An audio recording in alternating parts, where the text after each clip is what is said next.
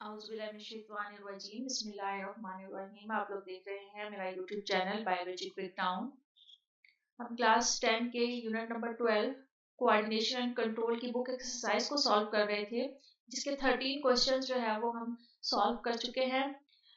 12 question solve कर चुके हैं। आज जिस क्वेश्चन को हमने सॉल्व करना है वो है what is relationship between iodine and goitre.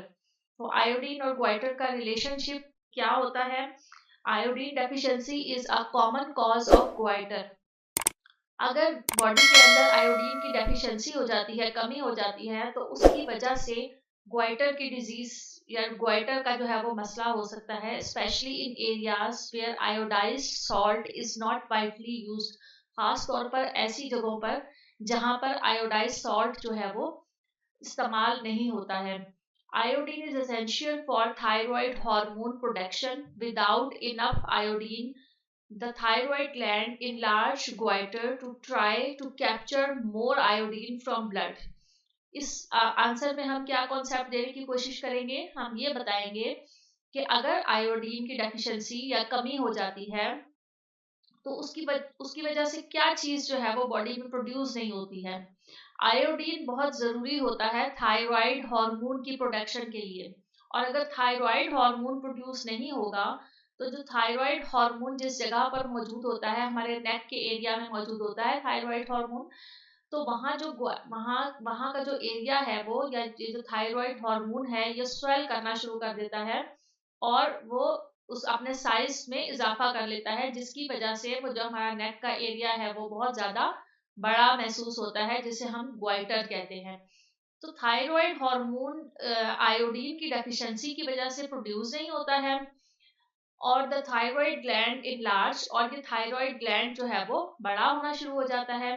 Goitre to try capture more iodine from blood, और ग्वाइटर जो है वो क्या करता है, इनलार्ज होकर ग्वाइटर में तब्दील हो जाता है। और ये इसलिए इनलार्ज होता है ताकि जो ब्लड के अंदर आयोडीन है वहां से वो उस आयोडीन को जो है वो कैप्चर कर ले या हासिल कर ले, ताकि मजीद थायराइड हार्मोन प्रोड्यूस हो सके। क्योंकि उसको आयोडीन बाहर से खुराक से नहीं मिल रहा है, तो फिर वो ब्लड के अंदर से जो है वो आयोडीन को लेने की कोशिश करता है, जिसकी वजह से थायराइड ग्लैंड का जो साइज है वो इंक्रीज हो जाता है, जिसको हम फिर ग्वाइटर भी कहते हैं या ग्वाइटर की डिजीज भी कहते हैं।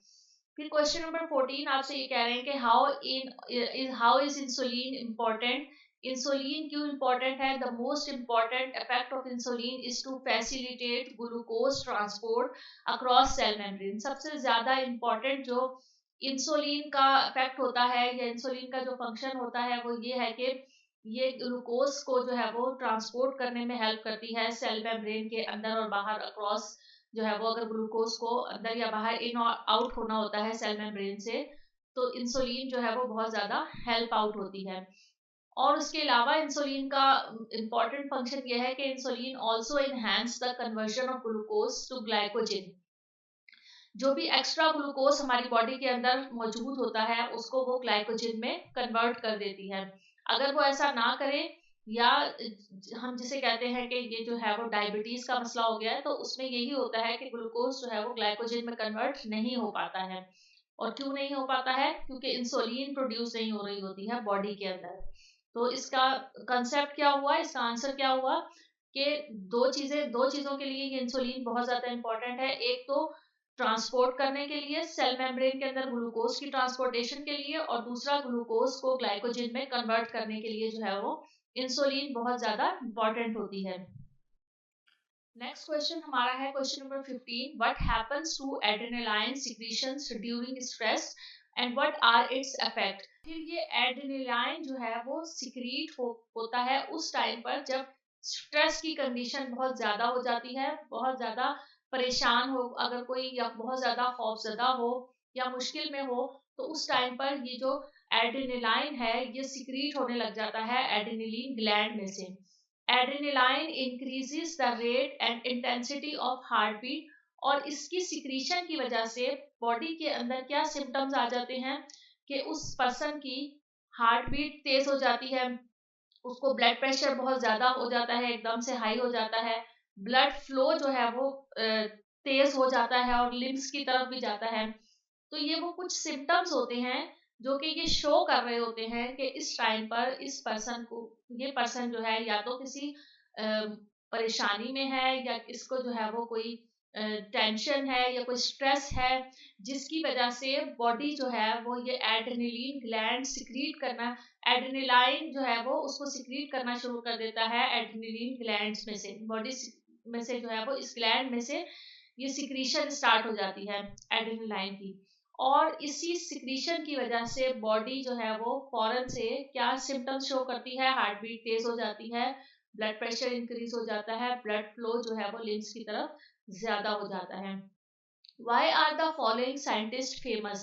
नीचे दो साइंटिस्ट के नेम दिए गए हैं, इब्नुल हैसम और इब्ने ईसा। ये क्यों फेमस है? His first accurately describe the various parts of the I and give scientific explanation of vision.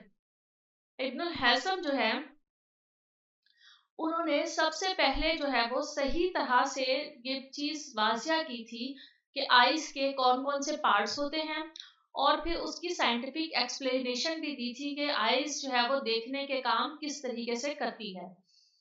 अल इब्ने ईसा जो है वो भी एक मुस्लिम साइंटिस्ट थे, मशहूर साइंटिस्ट थे। ही डिस्क्राइब 130 आई डिजीजेस। उन्होंने जितनी भी आंखों से रिलेटेड बीमारियां हैं उनको डिस्क्राइब किया था, and prescribe 143 drugs to treat eye diseases. और जो आई की, आंखों की जो डिजीज, मुख्तलिफ बीमारियां होती हैं उनको ट्रीट करने के लिए उनको उन्होंने जो है वो तकरीबन 143 मेडिसिन ड्रग्स जो है वो प्रिस्क्राइब की थी, बताई थी। क्वेश्चन नंबर 17 है, how do the messages send by the endocrine systems differ from those carried by the nervous system? हम किस तरह से जो है वो मैसेज जो है वो सेंड होता है एंडोक्राइन सिस्टम के जरिए से, और वो कैसे मुख्तलिफ है नर्वस सिस्टम से? तो messages are sent by nervous systems as electrical impulses along neurons। जो मैसेज नर्वस सिस्टम के थ्रू डिलीवर होते हैं, हमारी बॉडी में सेंड होते हैं या ट्रांसफर हो रहे होते हैं हमारी बॉडी के डिफरेंट पार्ट्स में, तो वो इलेक्ट्रिकल इम्पल्सिस यानी न्यूरॉन्स के जरिए से जो है वो एक जगह से दूसरी जगह मुंतकिल हो रहे होते हैं। These signals are transmitted directly from neurons to neuron और टू मसल्स ग्लैंड। ये सिग्नल कैसे ट्रांसफर होते हैं? न्यूरॉन से न्यूरॉन में भी ट्रांसफर होते हैं, और न्यूरॉन से फिर मसल्स या ग्लैंड्स वगैरह में भी ट्रांसफर होते हैं। Messages are send in this way. इसका क्या जो है वो पूरा एक एक पूरा वे क्या है इस मैसेज का ट्रांसफर होने का, ये हमने पहले भी बहुत दफा जो है वो अपने लेक्चर में रिवाइज किया है इसको, और जो है वो इसको हमने समझा है कि नर्वस सिस्टम का जो एक तरीका है मैसेज डिलीवर करने का, उसका अगर हम फ्लो चार्ट बनाएं तो वो क्या होगा? सबसे पहले स्टिमुलस, कोई चेंज आता है, फिर रिसेप्टर उस चेंज को रिसीव करता है, उसके बाद सेंट्रल नर्वस सिस्टम जो है उसे अफेक्टर्स तक पहुंचाता है, और अफेक्टर्स जो है वो उस चेंज के खिलाफ जो भी उन्होंने एक्ट करना होता है, जो रिस्पॉन्स करना होता है वो करते हैं। ये एक पूरा जो है वो फ्लो चार्ट है नर्वस सिस्टम का कि किस तरह से न्यूरॉन से न्यूरॉन पे और आगे जो है वो अफेक्टर्स तक कैसे जो है वो मैसेज ट्रांसफर होता है। Whereas information passes as chemical messengers in the blood। जबकि अगर हम एंडोक्राइन सिस्टम को देखें तो उसमें जो इंफॉर्मेशन पास हो रही होती है वो केमिकल मैसेंजर्स के जरिए से होती है, और वो ब्लड में ट्रांसफर होती है। Hormones are secreted by endocrine glands. Endocrine glands क्या सिक्रीट करते हैं? हार्मोन सिक्रीट करते हैं ब्लड के अंदर। They are secreted directly into the circulatory system. और ये जो एंडोक्राइन ग्लैंड्स हैं, ये हार्मोन्स जो है वो डायरेक्ट सर्कुलेटरी सिस्टम यानी ब्लड के अंदर जो है वो सिक्रीट करते हैं। Hormones travel via the blood to target cell, और ब्लड के जरिए से ये हार्मोन्स जो है वो उनके टारगेट सेल तक, यानी जहां तक उन्होंने जाना है, जहां उनका मैसेज डिलीवर होना है, वहां तक जो है वो पहुंचते हैं। और ऑर्गन्स या किसी ऑर्गन तक अगर कोई मैसेज जाना है तो वहां तक भी ये हार्मोन्स जाते हैं। That response to the regulatory signal, और फिर उस रेगुलेटरी सिग्नल का रिस्पॉन्स दिया जाता है। तो अगर हम एंडोक्राइन ग्लैंड के फ्लो चार्ट को देखें तो उसका वे जो है वो क्या होगा? सबसे पहले स्टिमुलस, कोई भी चेंज आएगा बॉडी में, एंडोक्राइन ग्लैंड जो है वो हार्मोन सिक्रीट करेंगे ब्लड के अंदर, और वो हार्मोन ब्लड के जरिए से टारगेट ऑर्गन तक पहुंचेंगे, और वो टारगेट ऑर्गन जो है वो उस चेंज के खिलाफ, उस स्टिमुलस के खिलाफ रिस्पॉन्स देगा। फिर क्वेश्चन नंबर 18 है compare diabetes insipidus and diabetes mellitus using following headings. अच्छा, ये दोनों जो डिजीजेस हैं डायबिटीज मेलाइटस और डायबिटीज इंस्पाइडस, ये बहुत इंपॉर्टेंट है, लेकिन उन्होंने यहाँ पर ये बताया है कि आप इन्हें कंपेयर करें जो आपको नीचे हेडिंग्स दी हुई हैं उनके लिहाज से, यानी उनके फैक्टर्स क्या क्या होते हैं, सिम्टम्स क्या होते हैं दोनों के, और दोनों के अंदर सिमिलैरिटीज कौन सी होती हैं। तो अगर हम ये देखें कि डायबिटीज इंस्पाइडस जो है उसका फैक्टर क्या है या वो किस चीज की वजह से होती है, कॉज क्या है, तो इसके कॉज में आ जाता है कि deficiency of anti diabetic hormone और वैसोप्रेसिन, डैमेज टू हाइपोथैलेमस और पिट्यूटरी ग्लैंड, जेनेटिक म्यूटेशंस, ये मुख्तलिफ किस्म के कॉज हैं जिसकी वजह से डायबिटीज इंस्पाइडस हो जाता है।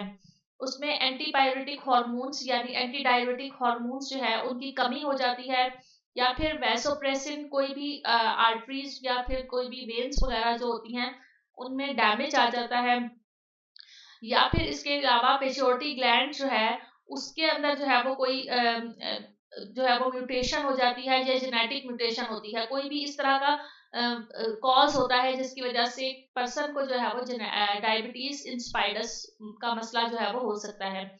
फिर है डायबिटीज मेलाइटस, इंसुलिन डेफिशिएंसी की वजह से होती है, रेजिस्टेंस होती है, इसमें टाइप 1 और टाइप 2 दो तरह की टाइप्स होती हैं।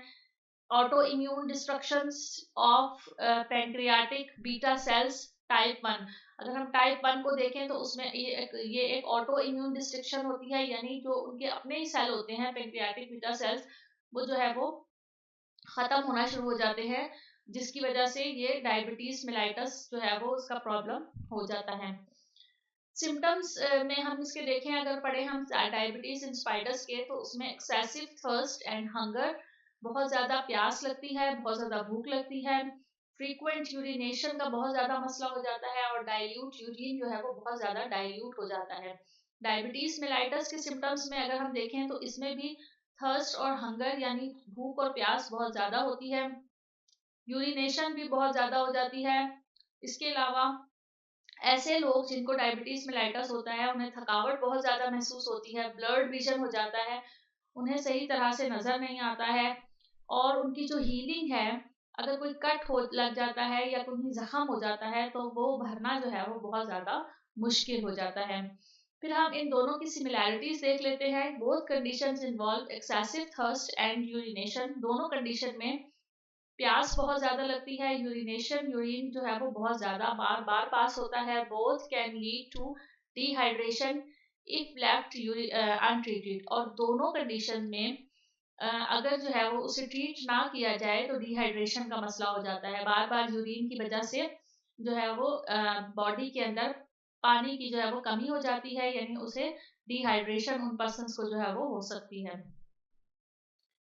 उम्मीद करती हूँ कि आप लोगों को ये जो क्वेश्चन आंसर्स हैं इनके कॉन्सेप्ट क्लियर हो रहे होंगे।